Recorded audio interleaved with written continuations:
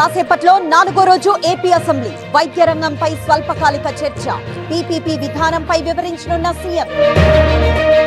హైదరాబాద్ లో మోస్తరు వాన, మధ్యాహ్నం భారీ వర్ష సూచన. ప్రజలు అప్రమత్తంగా ఉండాలని సూచన. ఇవాళ మేడారానికి సీఎం రేవంత్ అభివృద్ధి ప్రణాళిక ఖరారు. ముందుగా ఆదివాసీ పెద్దలతో సమావేశం. శ్రీశైలం జలాశయానికి వరద, 10 గేట్లు ఎత్తి నీటి విడుదల. కొనసాగుతున్న విద్యుత్ ఉత్పత్తి. బంగాళాఖాతంలో ఉపరితల ఆవర్తనం. ఏపీలోని పలు జిల్లాలకు భారీ వర్ష సూచన. ఎల్లుండి వరకు మరో అల్పపీడనం ఏర్పడే ఛాన్స్. విజయవాడలో వైభవంగా దసరా ఉత్సవాలు. 2వ రోజు గాయత్రీదేవి అలంకారం. దర్శనానికి తరలి వస్తున్న భక్తులు.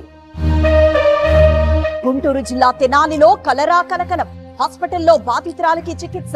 అప్రమత్తమైన వైద్యారోగ్య శాఖ అధికారులు. ఏలూరు జిల్లా లక్కవరంలో చోరీ. 30 కాసులకు పైగా ఆభరణాలు అపహరణ. దంపతులను తాళ్లతో కట్టేసిన దొంగలు. పీసీబీని అడ్డు పెట్టుకుని లబ్ధి పొందాలంటే కుదరదు. కాలుష్యానికి కళ్లెం వేయాలి. పెట్టుబడులను ప్రోత్సహించాలన్న డిప్యూటీ సీఎం. రికార్డు స్థాయికి చేరిన బంగారం ధర. 10 గ్రాముల గోల్డ్ రేట్ 1,16,000. కిలో వెండి ధర 1,37,000. ఎన్టీఆర్ జిల్లా నరసింహారావు పాలెంలో టెన్షన్. దుర్గాదేవి విగ్రహానికి అనుమతి నిరాకరణ. పోలీసుల తీరుపై మహిళల ఆగ్రహం. శ్రీవారి బ్రహ్మోత్సవాలకు సర్వం సిద్ధం. సాయంత్రం అంకురార్పణ. రేపు ధ్వజారోహణంతో ప్రారంభం. హైదరాబాద్ మూసాపేటలో యువతిపై దాడి. బ్లేడుతో దాడి చేసిన యువకుడు. ప్రేమ వ్యవహారమే కారణమంటున్న పోలీసులు. నంద్యాలలో పలు స్టేషన్లలో ఎస్పీకి కొందరు పోలీసుల పనితీరు సరిగ్గా లేదు. మార్చుకోవాలని హెచ్చరించిన సునీల్ షెరాన్.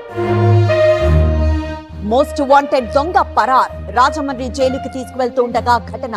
42 కేసుల్లో ప్రభాకర్ నిందితుడు. కిన్నెరసాని ప్రాజెక్టుకు వరద ఉధృతి. 11 గేట్లెత్తి దిగువకు నీటి విడుదల. ఇన్ఫ్లో 12,000.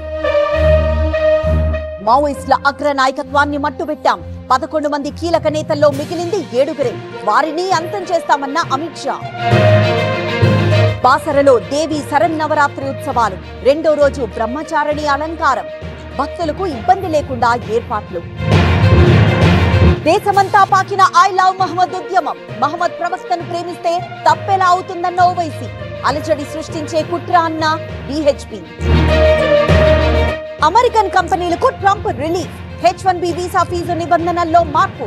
ఎగ్జిక్యూటివ్ ఆర్డర్ లో ఉన్న ఒకే ఒక్క పదంతో ఊరట.